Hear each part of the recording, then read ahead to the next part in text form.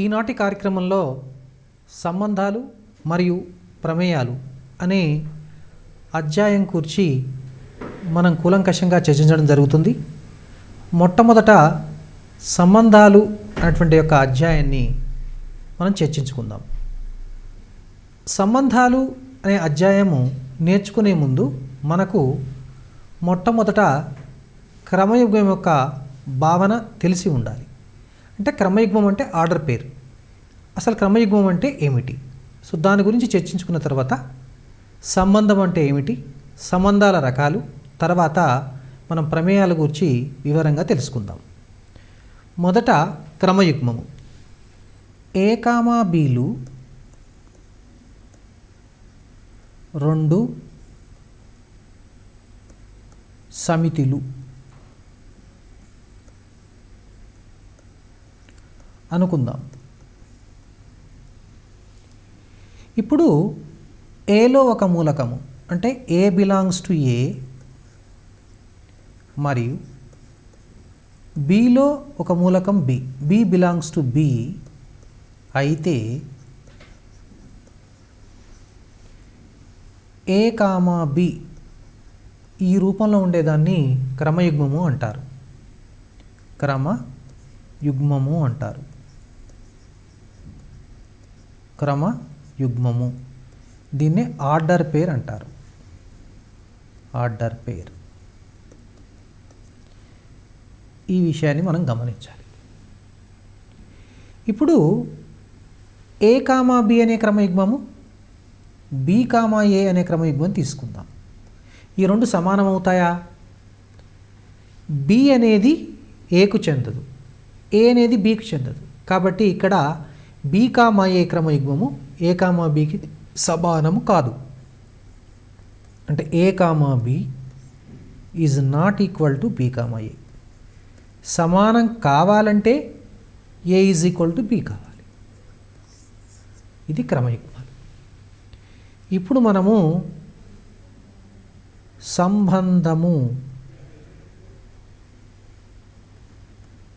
సంబంధములు relation దీని గురించి చర్చించుకుందాం. రిలేషన్, దీని ఇంగ్లీష్లో రిలేషన్స్ అంటారు. రిలేషన్స్. ఇప్పుడు మనము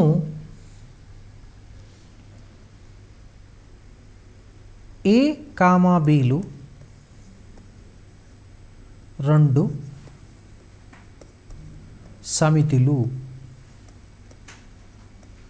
అయితే ఏ కామా బీల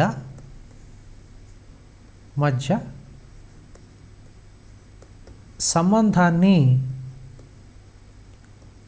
సంబంధమును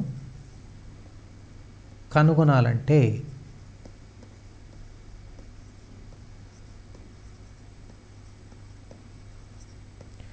మొదట మనం కార్టీజియన్ లబ్ధం గురించి చర్చించుకోవాలి. కార్టీజియన్ లబ్ధం. కార్టీజియన్ లబ్ధం. కార్టీజియన్ లబ్ధం అంటే రెండు సమితుల యొక్క మధ్య కార్టీజియన్ లబ్ధాన్ని మనం నిర్వచించాలి. అసలు కార్టీజియన్ లబ్ధం అంటే ఏమిటి?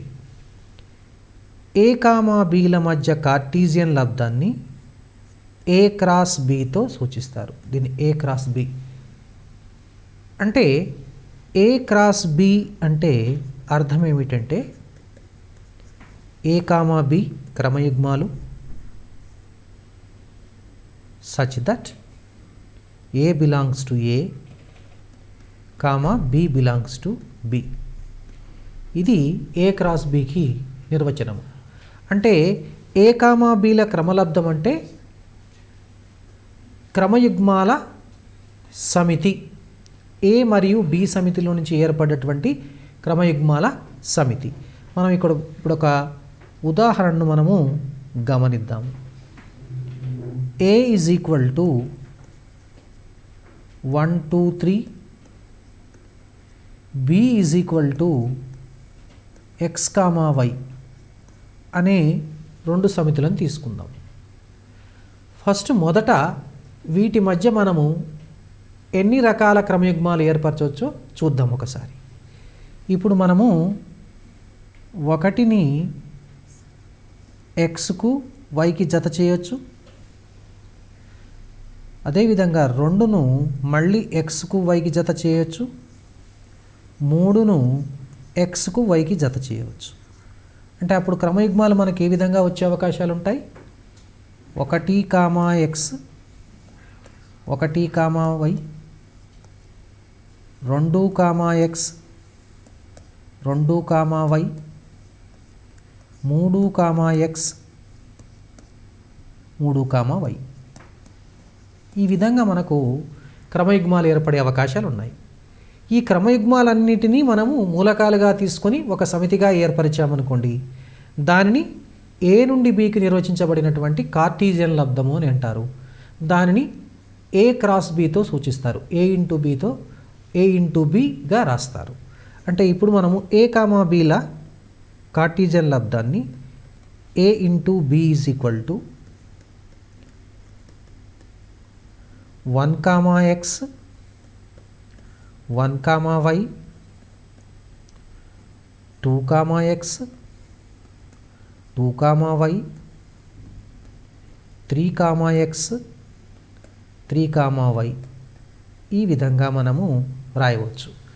అంటే దీన్ని బట్టి మనకేమర్థమవుతుంది? 2 సమితుల యొక్క కార్టీజియన్ లబ్ధం అనేది క్రమయుగ్మాలు మూలకాలుగా కలిగినటువంటి సమితి అని అర్థమవుతుంది. ఇప్పుడు అదేవిధంగా మనం ఇప్పుడు బి క్రాస్ ఏను కనుక్కోవడానికి ప్రయత్నం చేద్దాం. దాన్ని బి కామా ఏల కార్టీజియన్ లబ్ధం. బి కామా ఏలది కనుక్కోవాలంటే ఒకసారి మనం ఇక్కడ ఎక్స్ను 1, 2, 3 వైని 1, 2, 3. ఇప్పుడు ఈ బ్రాంచ్ డయాగ్రామ్, ట్రీ డయాగ్రామ్ను మనం గమనించినట్లయితే వచ్చే క్రమయుగ్మాలు చూసినట్లయితే ఇక్కడ x, 1 y, 1 x, 2 y, 2 అదేవిధంగా x, 3 y, 3.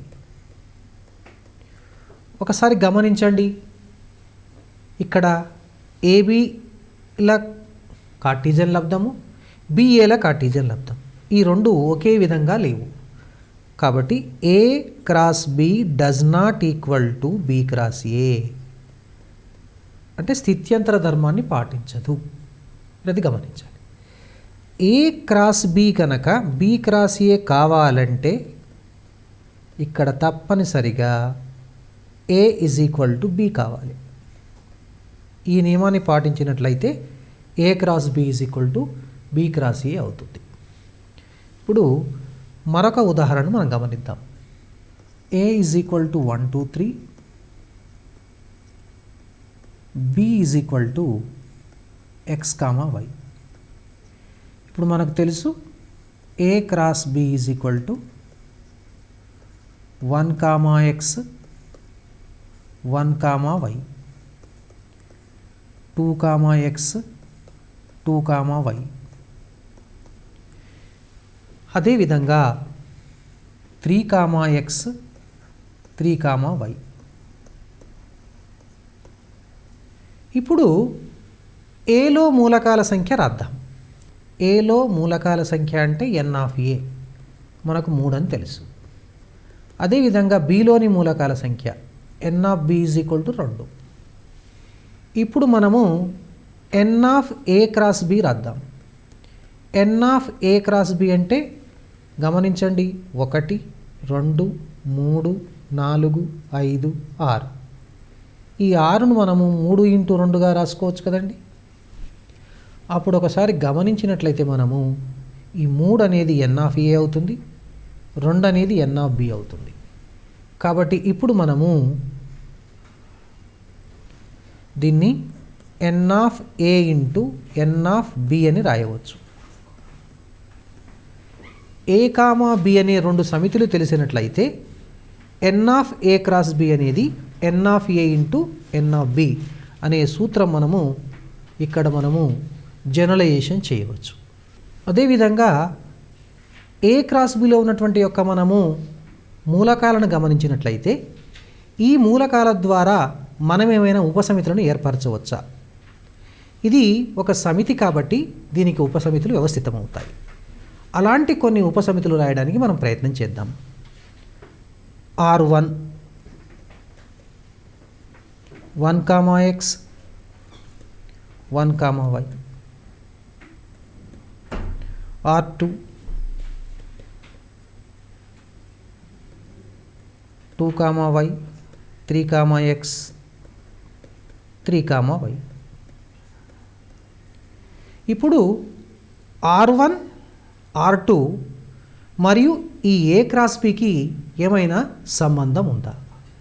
ఉపసమితులు కాబట్టి వీటిని మనము R1 subset of A cross B, R2 subset of A cross బిగా రాయవచ్చు. అంటే ఈ R1 R2 అనేవి ఏ క్రాస్ బి యొక్క ఉపసమితులు కాబట్టి ఏదైనా రెండు సమితుల యొక్క కార్టీజియన్ లబ్దం యొక్క ఉపసమితులను సంబంధాలు అని అంటారు. వాటిని ఇంగ్లీష్లో రిలేషన్స్ అంటారు కాబట్టి ఆర్తో సూచిస్తారు.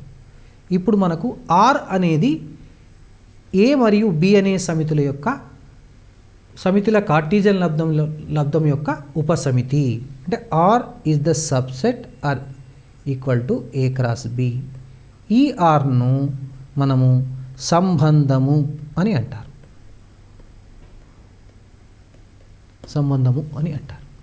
ఆర్ అనే సంబంధంలో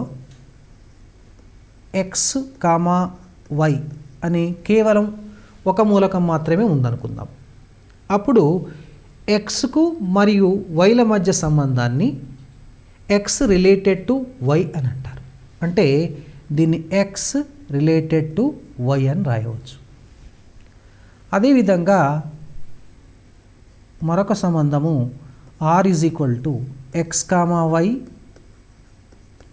వై కామా జెడ్ ఉన్నట్లయితే ఎక్స్ రిలేటెడ్ టు వై, అదేవిధంగా వై రిలేటెడ్ టు జెడ్గా కూడా రాయవచ్చు. సంబంధముల రకాలు: X related to Y, X related to X అయితే దీన్ని పరావర్తన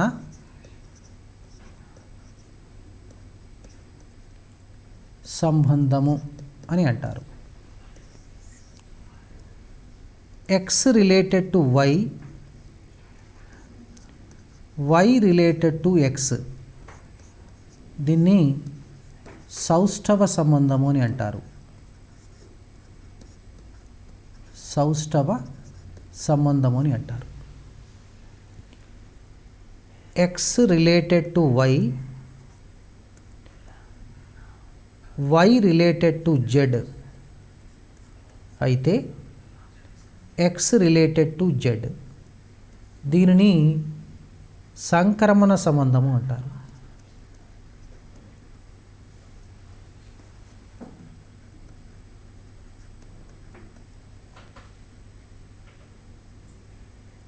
X related to Y, Y related to Z అయితే X is equal to Y దీనిని ప్రతిసౌష్ఠవ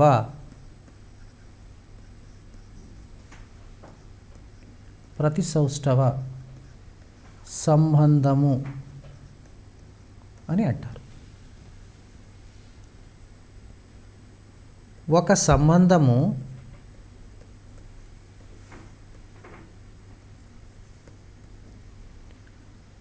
పరావర్తన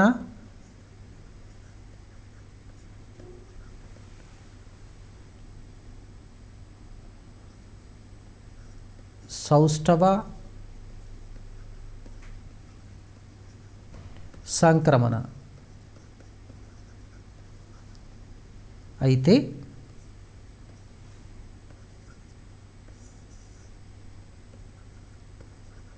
ఆ సంబంధాన్ని తుల్య సంబంధము అని అంటారు. తుల్య సంబంధము అంటారు.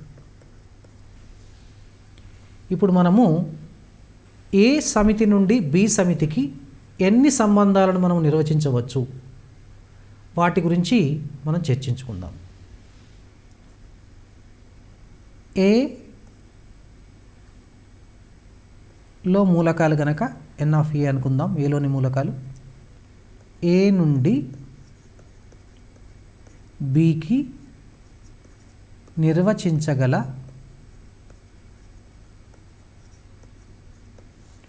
సంబంధాల సంఖ్య.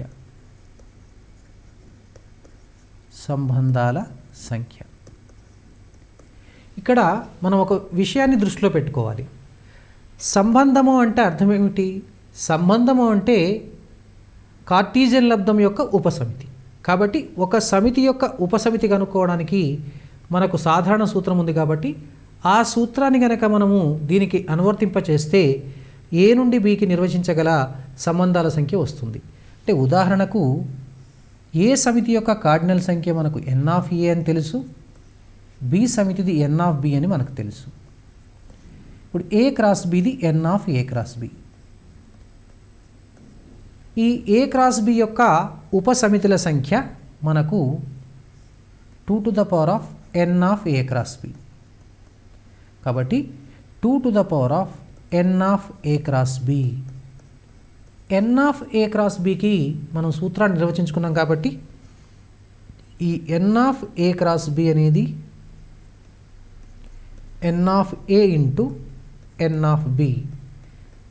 ఇప్పుడు ఈ సూత్రాన్ని మనము 2 to the power of N of A into N of B అని రాయవచ్చు. ఇప్పుడు మనం ఒక సమస్యను పరిశీలిద్దాం. A is equal to 1 2 3, B is equal to A comma B comma C. అయితే N of A cross B is equal to first option 6, B second option 3, C 9, D 10. ఇప్పుడు ఇక్కడ చూడండి, N of A is equal to 3, N of B is equal to 3. మనకు కావలసింది N of A cross B. కాబట్టి N of A cross B is equal to N of A into N of B. అంటే 3 into 3, so 9 అవుతుంది. So ఇక్కడ correct option మనకు C. C is the right answer. మనం ఈ విధంగా సమస్యను మనము సాధించుకోవచ్చు. A is equal to 1 2 3, B is equal to A comma B. అయితే ఏ నుండి బి వరకు నిర్వచించగల సంబంధాల సంఖ్య.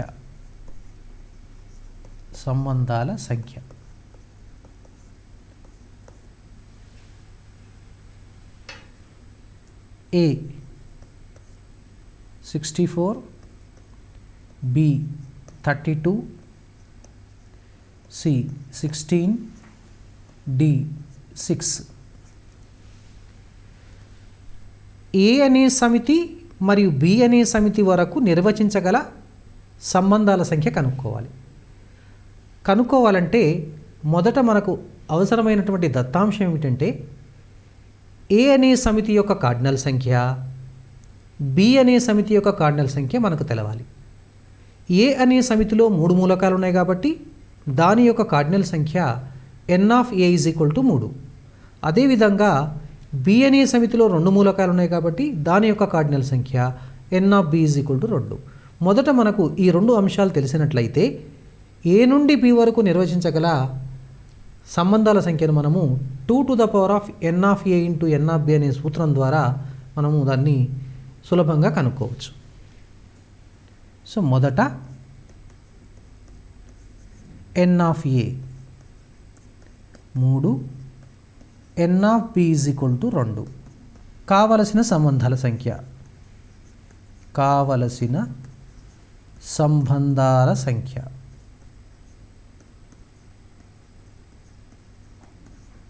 2n(a) into n(b).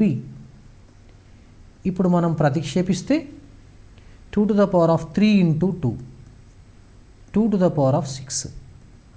మనకు తెలుసు 2⁶ అంటే 2⁵ 32, 2⁶ అంటే 32 into 2 64. So first option A is the right option. ఇప్పుడు మరొక సమస్యను మనము పరిశీలిద్దాం. a = 1 2 3 అయితే a క్రాస్ a అంటే a నుండి aకు నిర్వచించగలిగినటువంటి కార్టీజియన్ లబ్ధం కనుక్కోవాలి ఇక్కడ. సో దీని యొక్క జవాబును మనం పరిశీలిద్దాం. a cross a = 1 2 3 cross 1 2 3. ఈ రెండిటి యొక్క కార్టీజియన్ లబ్ధం 1, 1 1, 2 1, 3 2, 1 2,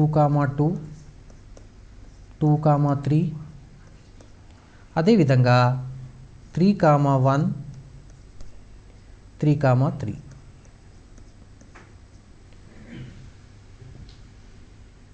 దీన్ని ఆధారంగా చేసుకొని మనకు కొన్ని సమస్యలు కూడా అడగవచ్చు. a = 1, 2, 3 అయితే a నుండి aకు నిర్వచించగల సంబంధాల సంఖ్య. ఇప్పుడు చూడండి n(a)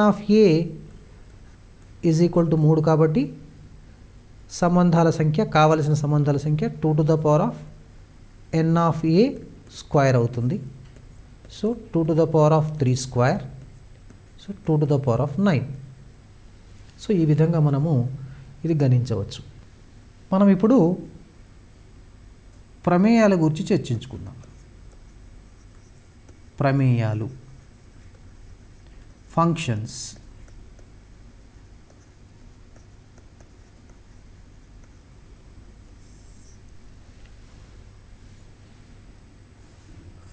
ఏ అనే ఒక సమితి తీసుకుందాం, అదేవిధంగా బి అనే సమితి. ఇప్పుడు ఏ అనే సమితిలో ఉన్నటువంటి మూలకాలు ఏబిసిగా, బి అనే సమితిలోని మూలకాలు 1 2గా తీసుకుందాం.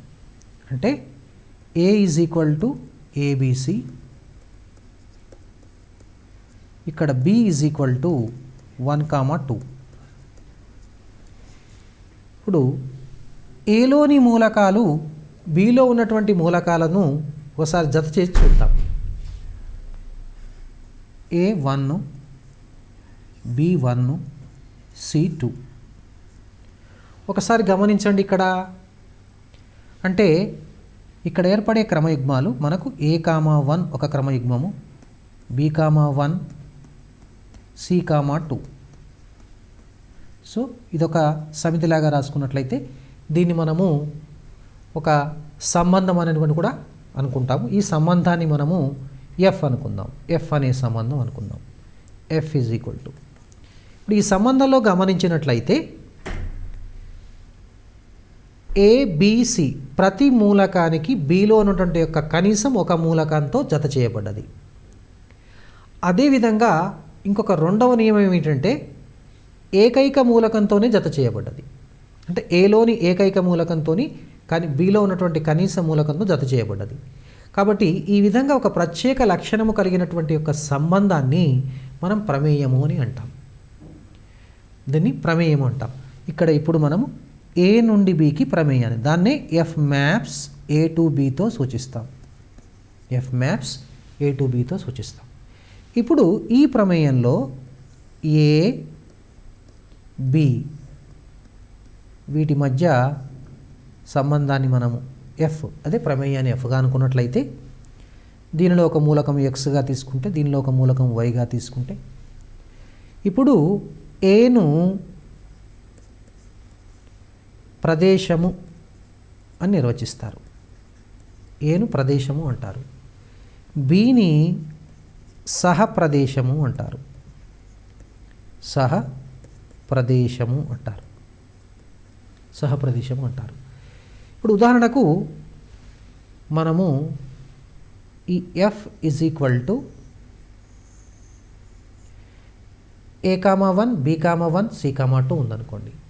దీని యొక్క ప్రదేశం కనుక అడిగినట్లయితే ఇప్పుడు A,1 B,1 C,2లో ప్రథమ నిరూపకాలు చూడండి. ప్రథమ నిరూపకాలు ఏమవుతాయి? A, B, C. వాటిని మూలకాలుగా కలిగిన సమితిగా రాస్తే అది ప్రదేశం అయిపోతుందండి.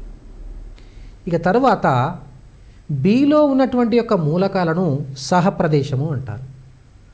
ఆ విధంగా కాకుండా ఇప్పుడు ద్వితీయ నిరూపకాలు తీసుకున్నట్లయితే ఈ ద్వితీయ నిరూపకాలను తెలియచేసేటువంటి సమితిని వ్యాప్తి అని కూడా అంటారు. అది కొత్త భావన, మళ్ళీ ప్రమేయానికి సంబంధించింది. వ్యాప్తి అంటే వ్యాప్తి అనేది సహప్రదేశానికి ఉపసమితి అవుతుంది. సహప్రదేశము దీన్ని ఇంగ్లీష్లో రేంజ్ అంటారు. ఇది కోడొమైన్ అంటారు. కోడొమైన్ అంటారు.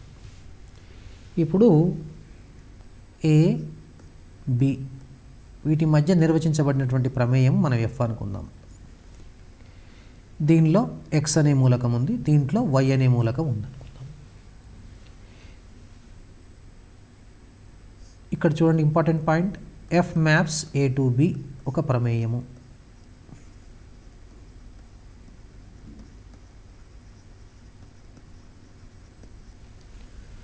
అదేవిధంగా ఏను ప్రదేశము, domain, బిని సహప్రదేశము,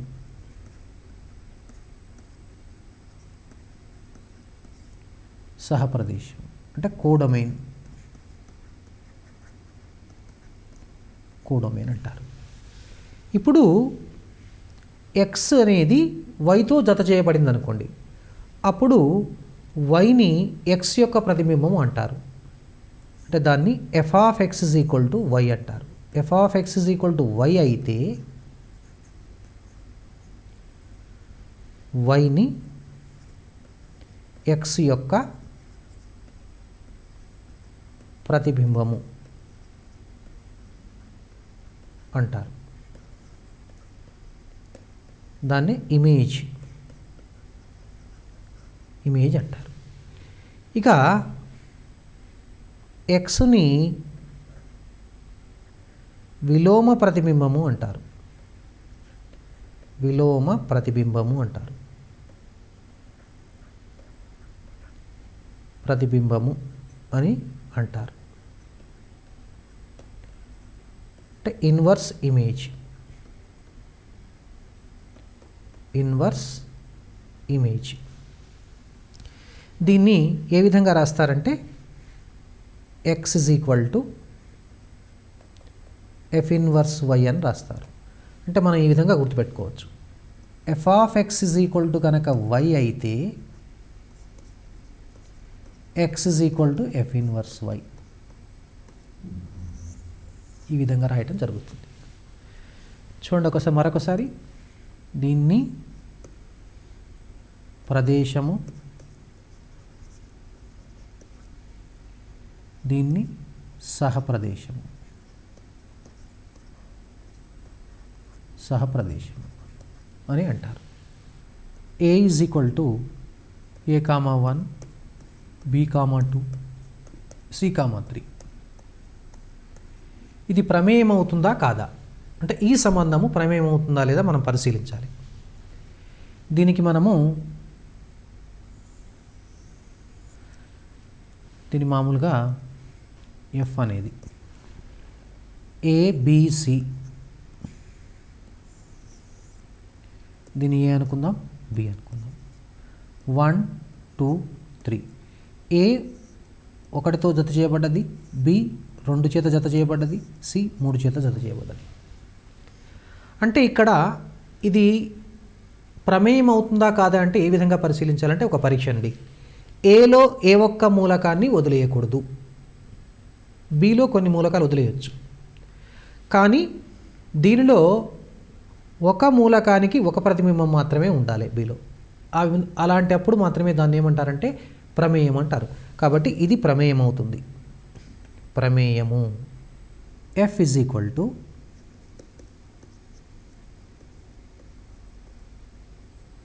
A,1, A,2, B,3, C,4. ఇప్పుడు మనము A is equal to ABC మరియు B ఈజ్ ఈక్వల్ టు 1 2 3 4 అనుకుందాం. ఇప్పుడు ఇది ప్రమేయం అవుతుందా కాదా మనం చర్చించాలి. ఒకసారి దీనికి మనము పటం ద్వారా పరిశీలిద్దాం, వెంచిత్రం ద్వారా. ఏ అనే సమితి, బి అనే సమితి తీసుకుందాం. A B. ఏలో మూలకాలు ఏబిసి, బిలో మూలకాలు 1 2 3 4. ఇప్పుడు ఏ 1తో జత చేయబడ్డది, ఏ మళ్ళీ 2 చేత జత చేయబడ్డది, బి 3తో, సి 4తో. ఇక్కడ ఒక విషయం మనం గమనించవచ్చు. ఏమిటంటే ఏ అనే మూలకానికి ఇక్కడ మనకు 2 ప్రతిబింబాలు వ్యవస్థితం అవుతున్నాయి బిలో. కాబట్టి కనీసం ఒకటే ఉండాలి. కాబట్టి ఇది ప్రమేయం కాదు, కేవలం సంబంధం మాత్రమే. అంటే దీని నుంచి మనం ఒక పాయింట్ చెప్పవచ్చు. ఏంటంటే ప్రమేయం అనేది సంబంధం అవుతుంది, కానీ ప్రతి సంబంధము ప్రమేయం కానవసరము లేదు. ఇది ప్రమేయము కాదు. అదేవిధంగా ఇంకొక ఉదాహరణ తీసుకుంటే దీనికి సంబంధించిందే. A is equal to ABC, B is equal to 1 2 3 మరియు ఇప్పుడు F is equal to A,1, B,2, B,3. ఇప్పుడు ఇది ప్రమేయం అవుతుందా ఓసారి చూద్దాం మళ్ళీ పటం ద్వారా. ఏ బి, దీనిలో ఏబిసి అనే మూలకాలు, దీంట్లో 1 2 3 అనే మూలకాలు తీసుకుందాం. ఏ 1తో జత చేయబడ్డది, బి 2 చేత, మళ్ళీ బి 3 చేత జత చేయబడ్డది. ఇప్పుడు మనకి ఇక్కడ ప్రదేశంలో ఒక మూలకాన్ని వదిలేయటం జరిగింది. కాబట్టి ఇది ప్రమేయం కాదు. సో ఈ విధంగా మనకు పరీక్షలో ఈ క్రింది వాటిలో ఏది ప్రమేయాన్ని గుర్తించాలి. సో ఇలాంటి ప్రశ్నలు రావడం జరుగుతుంది. మీరు వాటిని జాగ్రత్తగా పరిశీలించి చేయవలసిన అవసరం ఉంటుంది. ప్రమేయాల రకాలు.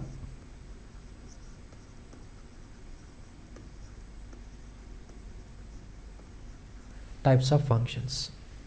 ఇప్పుడు ఒక ప్రమేయాన్ని మనం పరిశీలిద్దాం ఉదాహరణ ద్వారా. ఏ బి, దీనిలో మూలకాలు ఏబిసి 1 2 3. ఏ 1తో, బి 2తో, C 3తో.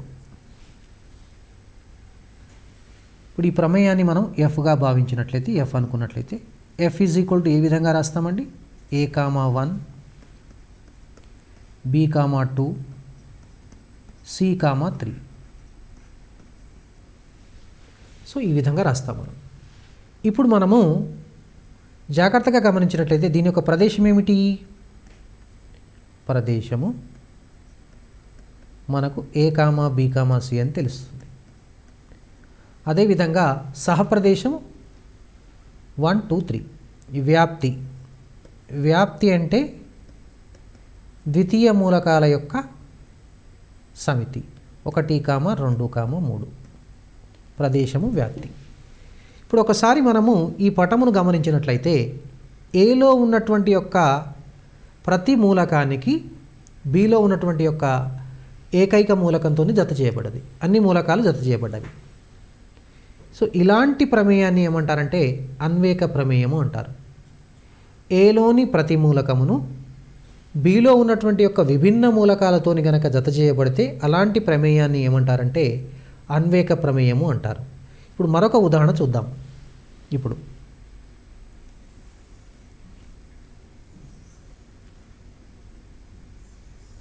A B 1 2 3 4 A B C D E 1 ఏతోని 2 బితోని 3 సితోని 4 డితోని. ఇది అన్వేక ప్రమేయం అవుతుందా? ఒకసారి గమనించండి.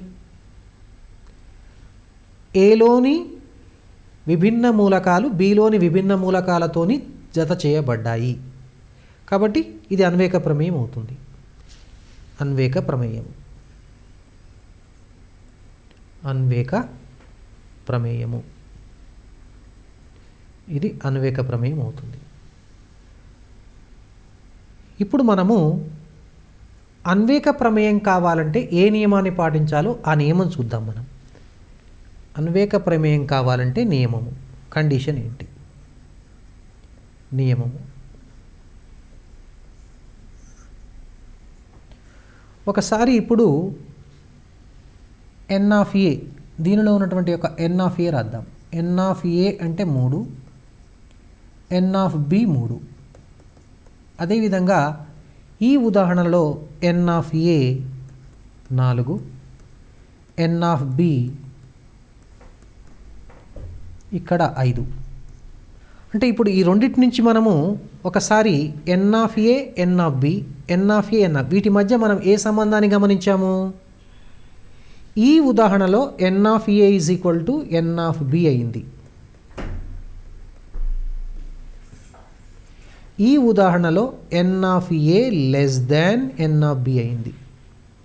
కాబట్టి ఇప్పుడు మనము ఏ నుండి బికి, ఏ నుండి బికి మనం ఒక అన్వేక ప్రమేయాన్ని గనక మనము నిర్వచించబడాలంటే ఏ నియమాన్ని పాటించాలి? ఏ కామా బీలు గనక 2 శూన్యేతర సమితులైనట్టయితే వాటి మధ్య అన్వేక ప్రమేయాన్ని గనక మనం నిర్వచించాలంటే అది n of A less than or equal to N of B కావాలి.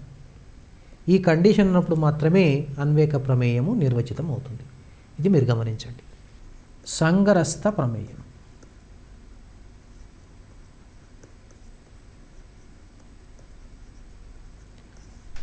దీన్నే సర్జెక్షన్ అంటారు. సర్జెక్షన్. ఇప్పుడు మనకు ఏ ఒక సమితి, బి ఒక సమితి అయితే వీటి మధ్య నిర్వచించిన ప్రమేయం ఎఫ్ అనుకుందాం. ఇది ఎక్స్, ఇది y. B is equal to గనక ఎఫ్ ఆఫ్ ఏ అయితే B is equal to f of A. F of A అంటే ఇక్కడ వ్యాప్తి అని అర్థం. ఇక్కడ వ్యాప్తి.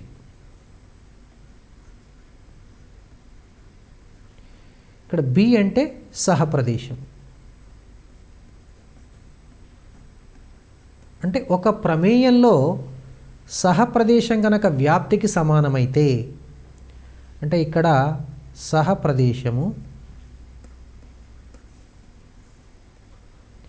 ఈజ్ ఈక్వల్ టు వ్యాప్తి అయితే దాన్ని మనం సంగ్రస్త ప్రమేయము అంటాం. ఇప్పుడు ఉదాహరణకు తీసుకుందాం. ఒక ఉదాహరణ మనం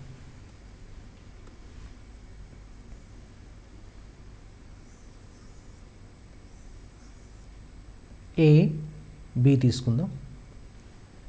దీంట్లో ఏ బి సి 1 2 తీసుకుందాం. ఏ 1తో జత చేయబడ్డది, బి 1 చేత జత చేయబడ్డది, సి 2 చేత జత చేయబడ్డది. ఇప్పుడు ఈ ప్రమేయాన్ని మనం ఎఫ్ అనుకుందాం. ఇక్కడ F is equal to A comma 1, B comma 1, C comma 2. ఇప్పుడు ఇక్కడ ఒకసారి గమనించండి, సహప్రదేశము బి ఈజ్ ఈక్వల్ టు మనకు 1,2 అని తెలుసు. వ్యాప్తి అది కూడా 1,2. వ్యాప్తి అనేది సహప్రదేశానికి సమానమవుతుంది కాబట్టి ఈ ప్రమేయము సంగ్రస్త ప్రమేయం అవుతుంది. అదేవిధంగా ఏ బి అనే 2 సమితులు తీసుకుందాం. ఇది ఏ, ఇది బి, ఇది సి, ఇది 1, ఇది 2, ఇది 3 అనుకుందాం. ఏ 1 చేత, బి 2, సి 3కు జత చేసినట్లయితే ఈ ప్రమేయాన్ని మనం ఎఫ్ అనుకుందాం. F is equal to A comma 1, B comma 2, C comma 3.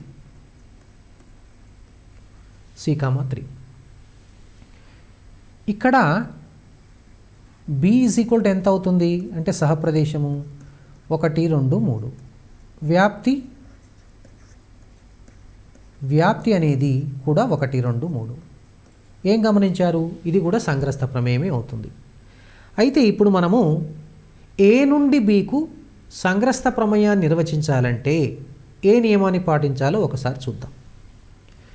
ఇప్పుడు మనము n of A 3, N of B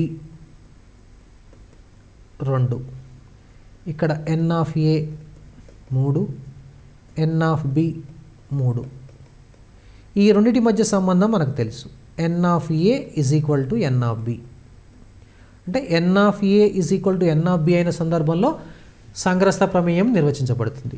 అదేవిధంగా n of A greater than n of B, ఈ సందర్భంలో కూడా సంగ్రస్త ప్రమేయం నిర్వచించబడుతుంది ఈ 2 సందర్భాల్లో. కాబట్టి ఏ నుండి బికి సంగ్రస్త ప్రమేయం నిర్వచించబడాలంటే నియమం ఏముండాలండి? N of A greater than or equal to N of B.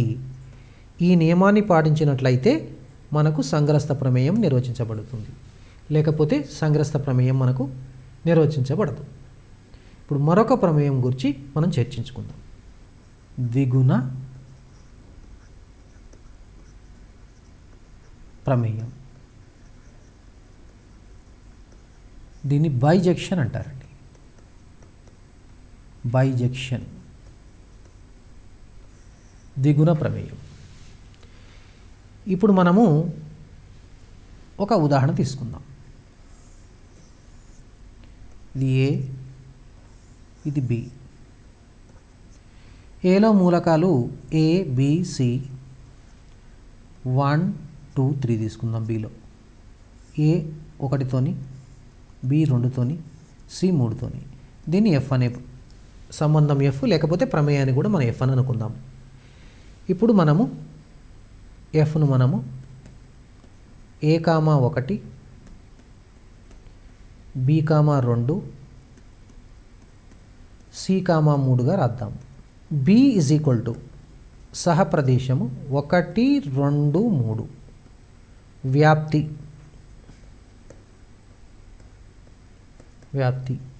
1, 2, 3. అంటే ఇక్కడ వ్యాప్తి అనేది సహప్రదేశంతో సమానమవుతుంది, అంటే సంగ్రస్త ప్రమేయం అవుతుంది.